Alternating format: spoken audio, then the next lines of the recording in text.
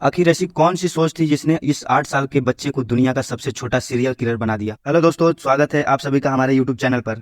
तो चलिए इस केस को विस्तार से जानते हैं।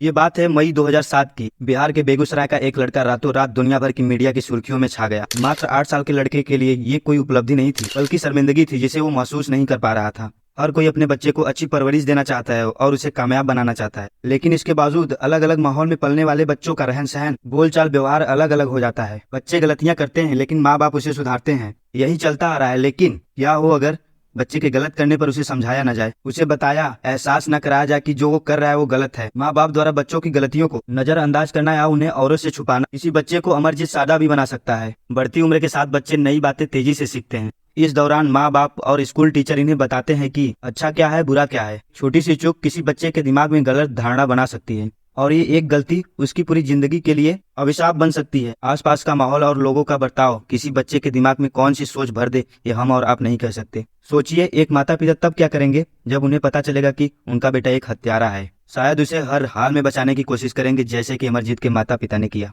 गाँव की एक महिला हमेशा की तरह अपनी 6 महीने की बच्ची को स्कूल के डे केयर में छोड़कर काम करने चली गई। जब वह लौटी तो उसने देखा कि उसकी बच्ची वहां से गायब है। कुछ ही देर में उसकी चीख पुकार सुनकर लोग इकट्ठा हो गए और बच्ची को ढूंढने लगे और बच्ची को खोजने लगे। बहुत ढूंढने के बाद अंत में बच्ची एक मैदान में खून से लथपथ मिलती है। बच्ची की हालत देखकर लोगों को समझ में आ गया था कि ये काम किसका हो सकता है, क्योंकि ऑलरेडी वो 2 हत्याएं और कर चुका था। अमरजीत बिहार बेगूसराय के भगवानपुर स्थित मुसहरी गांव का रहने वाला था। जिस समय इसे एक 6 महीने की बच्ची की हत्या के जुर्म में गिरफ्तार किया गया तब उसकी उम्र 8 साल थी। इससे भी बड़ी आश्चर्य यह है कि इस घटना के साल भर पहले यानी मात्र 7 साल की उम्र में 2 अन्य बच्चियों की हत्या कर चुका था। अमरजीत की मां ने तो उसके द्वारा किए गए अन्य 2 खून की बात से साफ इनकार कर दिया था। हालांकि गांव में ये सब जान चुके थे कि अमरजीत ने क्या किया है। अभी तो जब तीसरी बच्ची की हत्या हुई तो उसका सीधा शक अमरजीत पर गया और इस बार वह पुलिस के हाथों से बच नहीं पाया। इसके माता पिता ने घर की बात घर में ही दबाने की कोशिश की, जिसका परिणाम तीसरी बच्ची की हत्या के रूप में सामने आया।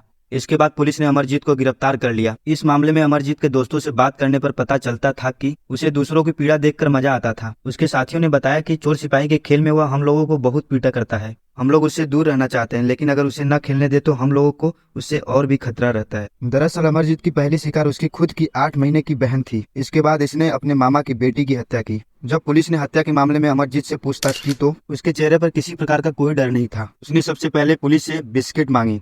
हाथ में बिस्किट का पैकेट मिलते ही उसने मुस्कुराते हुए कहा कि स्कूल में बच्ची सोई थी, मैं उसे वहां से ले आया और मैदान में लाकर पहले मैंने उसका सर एक खपड़े से कुचला। खपड़ा एक प्रकार का ईंट होता है। उसके बाद मैंने उसका सर तब तक कुचला जब तक वह मर नहीं गई। मारने के बाद मैंने उसे एक खेत में रख दिया। जब उसकी माँ ने पूछा तो मैंने बता दिया कि उसकी डेड बॉडी कहाँ रखी है मैंने। अमरजीत के इस रवैये से सभी लोग हैरान थे।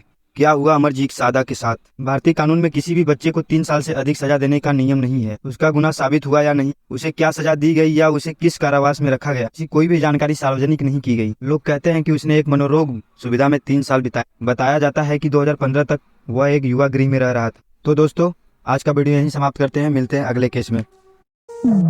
You call me a saint, but you know I'm a stranger, all willing and able.